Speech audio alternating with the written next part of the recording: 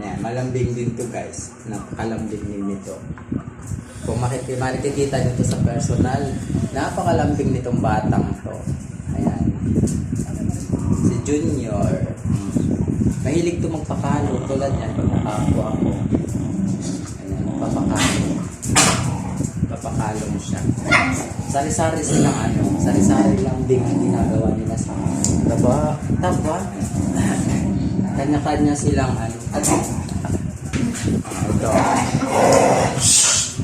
ito si Milka, sila Buhala. Napatawag namin pero totoo pangalan niya si Milka. Mataba, ang laki niya 40 kilos ito. Kaya nga mas okay sa kanila yung pagkain isang araw. Tapos sa umaga, tinapay. Tapos yun yung kain-kain ng napunti.